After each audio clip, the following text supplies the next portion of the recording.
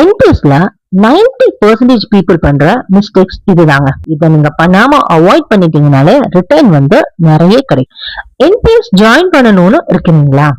இந்த மிஸ்டேக்ஸை அவாய்ட் பண்ணா ஃபியூச்சர்ல பென்ஷன் நிறையவே. இந்த வீடியோ எஜுகேஷனல் பர்பஸ்க்காக மட்டும். மிஸ்டேக் நம்பர் 1 பாத்தீங்கன்னா என்பிஎஸ்ல லேட் ஜாயினிங் தான்.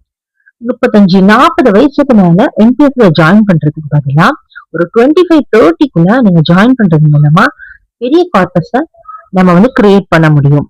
இன்னும் சொல்ல போனா இது மூலமா நம்ம வந்து ஈக்குச்சில நிறைய எக்ஸ்போஷர் பண்ண முடியும் என்கேஜ்ல ஜாயின் பண்ணும்போது. செகண்ட் மிஸ்டேக் வந்து நம்ம வந்து என்பிஎஸ்ல வந்து இயர்லி பாத்தீங்கன்னா ஒரு குறிப்பிட்ட அமௌண்ட் சொல்றாங்க. சிலருக்கு வந்து 1000 rupees வச்சுக்கோங்களேன். அந்த அமௌண்ட் மட்டுமே இயர்லி கட்டுறது, இல்லைன்னா மினிமம் 500 rupees வந்து அவங்க வந்து டெபாசிட் பண்றதா வச்சிருப்பாங்க ஸ்டார்டிங்ல. அதுதான் எண்டிங் வரைக்கும் அவங்களுடைய 60 வயசுக்கு முன்னாடி வரைக்கும் அதையே ஃபாலோ பண்றது. இந்த மாதிரி பண்ணும்போது நம்ம பெரிய பென்ஷனை வந்து எதிர்பார்க்க முடியாது. வருஷத்துக்கு ஒரு 5% வந்து இன்க்ரீஸ் பண்ணோம்னா நமக்கு எல்ல வந்து ஒரு பெரிய அமௌண்ட் அது நல்லா கிடைக்கும். நமக்கு கையிலேயுமே நமக்கு ரொம்ப கஷ்டமா தெரியாது. நமக்கு டெபாசிட் பண்ணும்போது கூட பெருசா தெரியாது. ஃபர்ஸ்ட் இயர் நீங்க 6000 rupees கட்டுறீங்க அப்படின்னா நெக்ஸ்ட் இயர் 6500, நெக்ஸ்ட் 7000, இந்த மாதிரி கொஞ்சம் கொஞ்சமா இன்க்ரீஸ் பண்ணும்போது நமக்கு பெரிய கார்பஸ் உருவாகும். தேர்ட் மிஸ்டேக் பாத்தீங்கன்னா அவங்க ராங் சாய்ஸ் எடுத்துருவாங்க. என்பிஎஸ் பொறுத்தவரை 2 choice, auto and active. Auto choice எடுத்துட்டீங்கன்னா கொஞ்சம் சேஃப்னு சொல்லலாம். பட் ஆக்டிவ் சாய்ஸ் எடுத்துட்டு நீங்க அதை மானிட்டர் பண்ணல இயர்லி ஒன்ஸ் அப்படின்னா அதுதான் உங்களுக்கு பெரிய லாஸ்ன்னு சொல்லுவேன். ஏன்னா ஆக்டிவ்ல நீங்க தான் வந்து டெசிஷன் மேக் பண்ண போறீங்க. எவ்வளவு ஈக்விட்டி, எவ்வளவு வந்து பாண்ட்ஸ் எவ்வளவு வைக்க போறீங்க, கவர்மெண்ட் சைடு எவ்வளவு இது பண்ண போறீங்க, அலாட் பண்ண போறீங்க, நீங்க தான் டிசைட் பண்ண போறீங்க.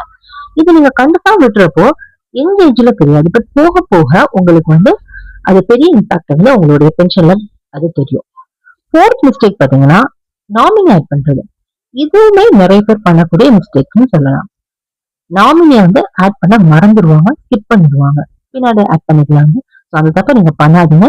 கட்டாயம் ஸ்கீம் ஓபன் பண்ணும்போதே நாமினி கொடுத்துருங்க. அதுதான் ரொம்ப ரொம்ப முக்கியம்.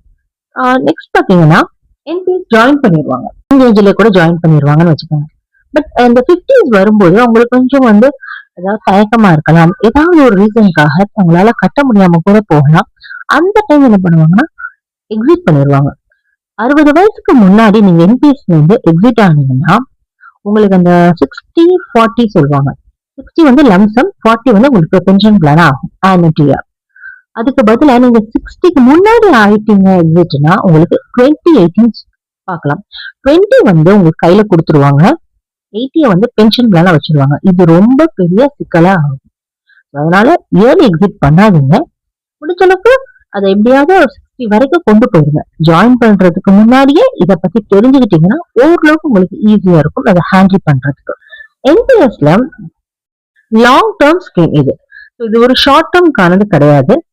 ஜாயின் பண்றதுக்கு முன்னாடி இதை பத்தின விஷயங்களை புரிஞ்சுக்கிட்டு அதுக்கப்புறமா ஜாயின் பண்றது ரொம்பவே நல்லது.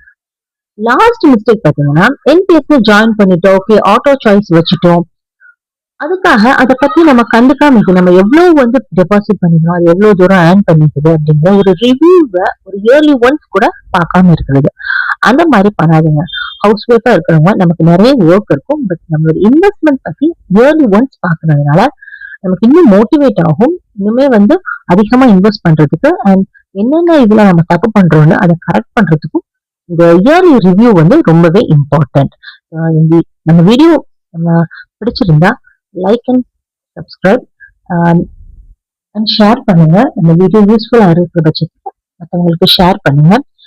டெய்லி ஃபினான்ஸ் டிப்ஸ்க்காக நம்ம சேனலை சப்ஸ்கிரைப் பண்ணுங்க ஃப்ரெண்ட்ஸ். உங்களுடைய சப்போர்ட் வந்து எனக்கு இன்னுமே ஃபியூச்சர்ல நல்ல நல்ல வீடியோஸ் வந்து இன்னுமே பெட்டரா பண்றதுக்கு எனக்கு ஹெல்ப்பா இருக்கும். தேங்க்யூ.